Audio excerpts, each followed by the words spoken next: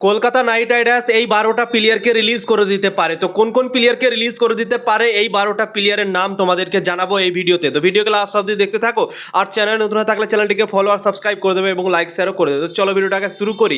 IPL 2026 সাল Kolkata night রাইডার্সের জন্য এখন পর্যন্ত শেষ হয়ে গিয়েছে।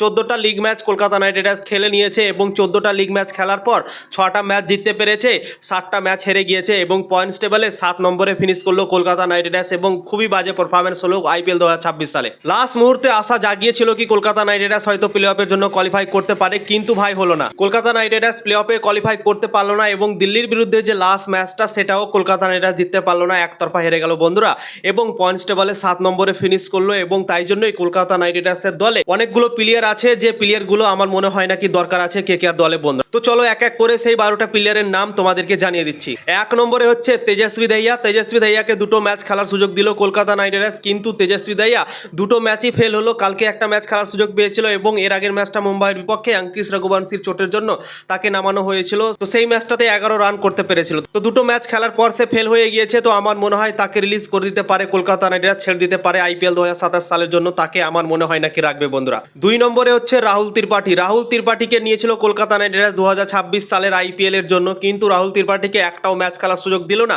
তো তাই জন্য আমার মনে হয় কি রাহুল ত্রিপাঠীকেও রিলিজ করে দিতে পারে কলকাতা নাইট রাইডার্স। 3 নম্বরে হচ্ছে রচিন রবীন্দ্র। রচিন রবীন্দ্রকে নিয়েছিল কলকাতা নাইট রাইডার্স বেস্ট প্রাইজে 2026 সালের আইপিএল এর জন্য। রচিন রবীন্দ্রকেও একটাও ম্যাচ খেলার সুযোগ দেয়নি কলকাতা নাইট রাইডার্স এবং সে আইপিএল ছেড়ে ফিরেও গিয়েছিল কয়েকটা ম্যাচের আগে। তো আমার মনে হয় না কি রচিন রবীন্দ্রকে আর নেবে কলকাতা নাইট রাইডার্স, মনে হয় রিলিজ করে দিতে পারে 2027 সালের আইপিএল এর আগে বন্ধুরা। 4 নম্বরে হচ্ছে ব্লেসিং মুজারবানি। ব্লেসিং মুজারবানিকে রিপ্লেসমেন্ট প্লেয়ার হিসেবে নিয়েছিল কলকাতা নাইট রাইডার্স, কিন্তু খুব একটা ম্যাচ খেলার সুযোগ দেয়নি। প্রথম দিকে 3-4টা ম্যাচ খেলার সুযোগ দিয়েছিল, তারপরই তাকে বসিয়ে দিয়েছিল। তো আমার মনে হয় ব্লেসিং মুজারবানিকে ছেড়ে দিতে পারে এবং অন্য কোনো বলার দিকে কলকাতা নাইট রাইডার্স দেখতে পারে আইপিএল 2027 সালে বন্ধুরা। 5 নম্বরে হচ্ছে দাক্স কামরা। দাক্স কামরাকেও নিয়েছিল কলকাতা নাইট রাইডার্স আইপিএল 2026 সালের জন্য, তাকেও ম্যাচ খেলার সুযোগ দেয়নি। তো আমার মনে হয় তাকেও রিলিজ করতে পারে এবং অন্য কোনো নতুন ট্যালেন্টকে নিতে পারে কলকাতা নাইট রাইডার্স 2027 সালের আইপিএল এর জন্য বন্ধুরা। 6 নম্বরে প্রশান্ত সোলাঙ্কি। একেও একটাও ম্যাচ খেলার সুযোগ দেয়নি। তো আমার মনে হয় একেও রিলিজ করতে পারে কলকাতা নাইট রাইডার্স আইপিএল 2026 সালের পর 2027 সালের জন্য। 7 নম্বরে রমনদীপ সিংকেও রিলিজ করে দিতে পারে কলকাতা নাইট রাইডার্স। রমনদীপ সিং গত 2 বছর থেকে ভালো পারফরমেন্স করতে পারেনি। 2025 সালেও পুরোপুরিভাবে ফেল হয়েছিল, 2026 সালেও পুরোপুরিভাবে সে ফ্লপ রয়েছে। ব্যাটিংয়ে যতটা তার কাছ থেকে আশা ছিল ফিনিশিং এর জায়গাতে ততটা পারফরমেন্স সে দিতে পারে। তো তাই জন্য আমার মনে হয় রমনদীপ সিংকেও রিলিজ করে দিতে পারে কলকাতা নাইট রাইডার্স আইপিএল 2026 সালের পর 2027 সালের জন্য। তাকে আর নাও রাখতে পারে বন্ধুরা। 8 নম্বরে ভাইবা বারোড়া। ভাইবা বারোড়াকেও রিলিজ করে দিতে পারে কলকাতা নাইট রাইডার্স, কারণ ভাইবা বারোড়া এই বছর খুবই বাজে বল করেছে, অনেক রান লুটিয়েছে এই বছর, প্রত্যেকটা ম্যাচে রান দিয়ে দিয়েছে এবং উইকেটও নিতে পারেনি, নতুন বলেও ভালো বল করতে পারেনি। তো তাই জন্যই আমার মনে হয় ভাইবা বারোড়াকেও রিলিজ করে দিতে পারে কলকাতা নাইট রাইডার্স। কেননা ভাইবা বারোড়ার পরিবর্তে আমার মনে হয় দুটো বোলার কলকাতা নাইট রাইডার্স পেয়ে গিয়েছে, একটা হচ্ছে সৌরভ দুবে আর একটা হচ্ছে কার্তিক ত্যাগী। এই দুজনকে আমার মনে হয় কলকাতা নাইট রাইডার্স রাখতে পারে। তো আইপিএল 2027 সালে এই দুজন হয়তো অবশ্যই থাকবে কলকাতা নাইট রাইডার্সের দলে। কার্তিক ত্যাগী, সৌরভ দুবে, এদেরকে আমার মনে হয় রিটেন করতে পারে।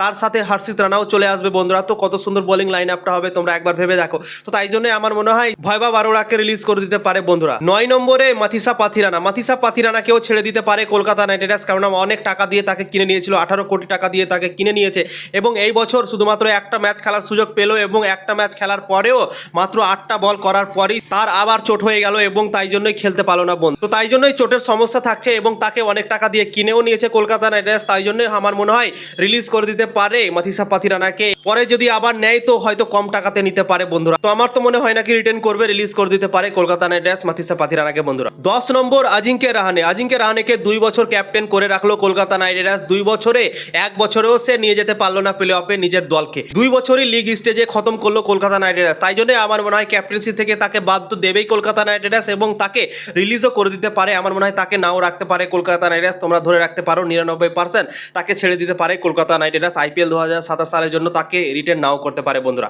11 নম্বরে সার্তাক রঞ্জন। একেও একটাও ম্যাচ খেলার সুযোগ দেয়নি কলকাতা নাইট রাইডার্স। তো আমার মনে হয় একেও ছেড়ে দিতে পারে, রিলিজ করে দিতে পারে বন্ধুরা। 12 নম্বরে নবদীপ সাইনি। নবদীপ সাইনিকেও কলকাতা নাইট রাইডার্স রিলিজ করে দিতে পারে। নবদীপ সাইনি একটা ম্যাচ খেলার সুযোগ পেয়েছিল আইপিএল 2026 সালে।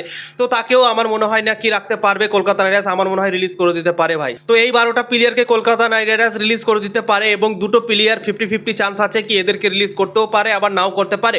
একটা হচ্ছে টিম সাইফার্ট আর একটা হচ্ছে উমরান মালিক। এই দুজনকে হয়তো রাখতে রাখতেও পারে আবার নাও রাখতে পারে কলকাতা নাইট রাইডার্স, গ্যারেন্টি দিয়ে আমি বলতে পারছি না বন্ধুরা কি রাখবে কি রিলিজ করে দেবে। তো এই 12 জন প্লেয়ারকে কলকাতা নাইট রাইডার্স ছেড়ে দিতে পারে আইপিএল 2027 সালের আগে বন্ধু। তো তোমাদের কি মনে হয় অবশ্যই কমেন্ট করে জানাতে পারো কোন কোন প্লেয়ারকে ছাড়া উচিত, কোন কোন প্লেয়ারকে রাখা উচিত, অবশ্যই তোমরা বলতে পারো নিজের ওপিনিয়ন।